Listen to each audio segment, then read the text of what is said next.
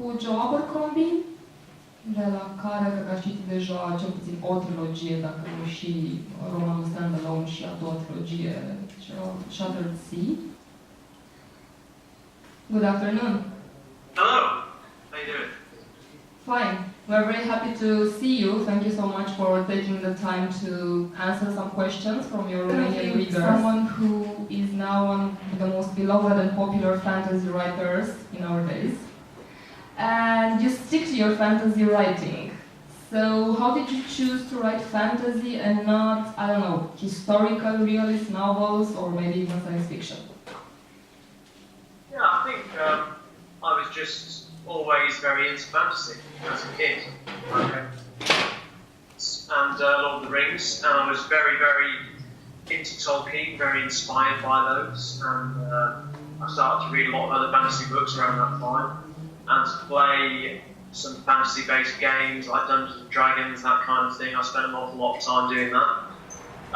And fantasy just became something I was really fascinated by, and right from that early age I had ideas for worlds, ideas for characters, and whenever I thought about writing, it was always a big epic fantasy trilogy that was really the thing I thought of doing. That was the thing that I was inspired by. So I love a lot of historical fiction and I love a lot of science fiction, but they don't have this personal desire for me to really work in that form. I'm not sure why. I think the kind of fantasy that I write is relatively low on the fantastical elements, doesn't have a huge amount of madness or a really intense strangeness to the world. You know, I use the world as a kind of analogue of our world, really, quite a realistic, ordinary world in a way. I'm more interested in the people and the setting. So there's not a huge amount of difference between some of my books and a kind of historical fiction, if you like. But I think fantasy gives you the opportunity to do something a little bit more vivid, a bit larger than life, if you like. You're not tied to the same desire for kind of absolute realism and authenticity. You can push different times together. You can have Vikings fighting against Napoleonic soldiers. You can have characters who feel a bit over the top, and I like that kind of latitude to do something very personal with it. So. And fantasy, you can do lots of kinds of stories within as well. You can write a detective story within fantasy if you like. You can write a crime story. You can write a war story or a revenge story. There's a lot of flexibility. Fantasy has really become a huge, has a huge impact on popular culture, from young adult literature to movies, TV series, and so on. So why do you think fantasy has such a huge appeal to audiences nowadays?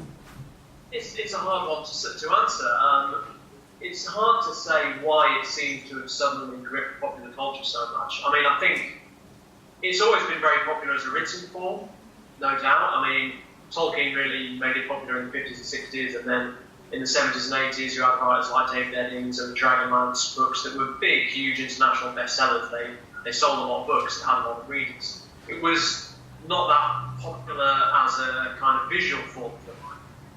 In a way, science fiction has always sold less books, but for TV series and for film, science fiction has been far more popular. And I think perhaps only recently we've reached a time where budgets are big enough and effects are effective enough to really make fantasy look good on screen. I think Game of Thrones is the first fantasy TV that has really been totally convincing, and Lord of the Rings before on film, of course. And that has definitely changed the way people see the genre. Prior to the Lord of the Rings films, I feel like in the mainstream it was seen as something a bit lame, a bit ridiculous. And that first fantasy looked really impressive, really magnificent, really huge in scope and scale. And since then it feels as though it has opened up to a much bigger audience, and obviously Game of Thrones has been a massive success since. Exactly how many people have connected to that, it's really hard for me to say. I loved those books when I was younger, you know, they were a huge influence on me. But I never felt like they'd be something that would have this huge appeal. But I think the sort of darkness and the shocking quality of those books and the grey, the moral greyness of them, deep characters is something that's come much more into fashion generally. You know, in TV, ever since series like The Sopranos, we've seen these very grey characters, these very anti-heroic characters become quite common. And it feels like Game of Thrones just has suddenly, the mainstream of culture has moved to encompass those kinds of stories, which I've always loved. So it's great for me, obviously. So we received today a question from a reader on Facebook, and because you already mentioned Tolkien and Martin, he asked, which writer do you feel closer to, Tolkien or Martin? I think I can guess the answer, but please tell us. Well, I mean, you know, it's hard to get too close to Tolkien now, sadly. George is still, you can find at conventions from time to time. Tolkien, sadly. Closer as a writer. Yeah. And I think, well, they both in a way, and you know, I think Tolkien is clearly a huge influence on Martin, so in a sense it's hard to separate the two of them. You know, Martin is very much a reaction to Tolkien, to the fantasy that came after him. So I love Game of Thrones, and I love Tolkien. Tolkien was a huge influence as a kid. Game of Thrones was a huge influence in my 20s, and Game of Thrones, I suppose, made me realise that fantasy could be, you know, shocking and dark and very character-focused while still retaining all those kind of virtues that Tolkien had of the fascinating world and the history and the richness. So it's hard for me to separate one from the other. You know, I see those two as really big important pillars for me, big inspirations. I suppose, you know, people would say that my stuff fits very much into a subgenre of Martin, of kind of grittier, more modern style and fantasy, but then that's kind of a function of when I'm writing in a way as well, and I couldn't write the books I've written without Martin having done what he's done, but equally I couldn't do it without Tolkien having done what he's done, so hard for me to say. I know that in 2011 you signed a very big deal with Golan's publishing house for 4 books in the First Law universe, and I was wondering, you being a professional writer, okay, so you're not just a casual writer, how did that contract impact your discipline, your process? Did you feel anything change knowing that you signed that important deal for 4 future books? I don't think it made a massive difference. I mean, I've written, I think, 5 books already at that point. So I kind of was relatively, obviously my first book I was, you know, did entirely as a hobby, and it took a long time to do. I was writing in the evenings, I was learning how to do it, and I wrote pretty slowly. It took 2 or 3 years to do. By the third book in the first 4 I had a deal, and I was writing much more quickly. And by maybe the 5th book I was pretty much a full-time writer. So it didn't really change my life or my working routine particularly. It felt good to have the, you know, stability of knowing that I've had 4 books ahead of me that were going to be paid for and we're going to find more. So that was certainly interesting. I kind of knew what they were. Had a plan, you know, I had a plan worked out roughly of writing this first trilogy, then 3 standalone books set in the same world, and then a second trilogy. So those 4 were the third of the 3 standalones, Red Country, and a set of 3. So really, it was just, you know, pushing ahead with the plan. I think the danger to huge contracts. I wouldn't want to do a bigger contract than 4, because I think you can all get a bit too comfortable, and it's nice to have, you know, a slight sense of danger, both on your side and on the publisher's side, that keep you pushing towards those deadlines. You know, you don't want to get too comfortable. So I think 4 was as many as I want to do in one go, but it was certainly good to do it at that stage, yeah, and to feel like I had stability to take on this big long project of writing a whole trilogy again. Okay, and since we talked about this big accomplishment and contract, in order not to discourage young writers who maybe are going to watch this interview, can you please tell us the story of how you got your first book published? Yeah. Because I know it wasn't so easy. Yeah, well, I suppose everyone has a slightly different route into this. I suppose as well, you know, it was in 2001 I started writing seriously, so 16 years ago.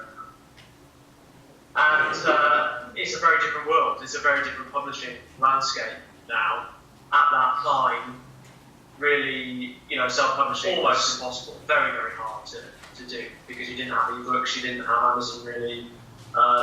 Those routes that have developed since and are now, quite a reasonable way for a writer to go, that haven't developed. So it was quite a different world. But what I did was basically start experimenting with writing. I just started writing chapters of something I've had in my head for a long time, and really just playing with them and seeing what came out. And quite quickly, I started to really enjoy what I was producing. It had this kind of life of its own and a voice to it that I really responded to. I mean, as a reader, I really love authors who have a really powerful voice and a unique voice and produce a style of character that I can't see from any other writer. And I felt in those first things that I produced, there was some sense of that. It needed a lot of work and a lot of fine-tuning, but enough to really get me excited about what I was producing. So quite quickly I started working, and I worked pretty steadily, not fast, but pretty steadily. I was revising and going over a lot. And so within maybe 2 or 3 years, maybe I had a first book of the trilogy. If I'd thought about it, I would have done something less ambitious, like a short story or something first, and then seen how people responded to that. But because Lord of the Rings and the big fantasy series were the things I've always loved and wanted to do, that's what I tried to do. So I had a book, and I started looking for an agent, which was, basically what you get.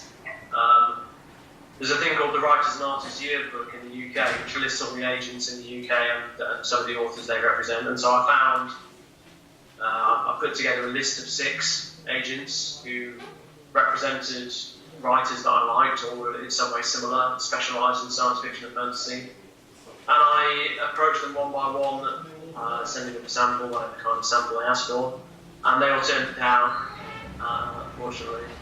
And then a friend of mine, I didn't really know what to do at that point. I sort of thought maybe I'd try something less ambitious, write a standalone book that was less intimidating to a publisher maybe, and was a bit more front-loaded with some action and some excitement right at the front that would really draw people in and show what I was capable of. Because when I'd written the first one, I'd never had any thought about how a reader would tackle it, what it would be like for a reader. I'd really just totally written whatever I felt like. But then a friend of mine who worked for an educational publisher happened to be on a desk editing course with someone called Julian Redfern, who just started at Guidance in the UK, science fiction and fantasy publisher. And he knew I was doing it, and so he said to her, "Oh, this friend of mine has written this thing. Do you want to have a look at it?" And she was young enough and kind of naive enough, perhaps, to have a look at it. And she liked it. And so I got an offer a couple of weeks later. And so that was really, and that was the start. And then it was published, the Blade Sun was published maybe a year after that. So I suppose in a way, it just takes one person, it just takes that one person who responds to what you've written, who likes what you've written, to have faith in it and decide to take it on.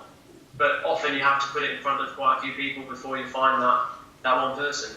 And the market shifts and changes as well, it was the right moment, because stuff of that kind of gritty style of fantasy, obviously Game of Thrones had been very successful before that, but there wasn't a lot of other things in that style at the time.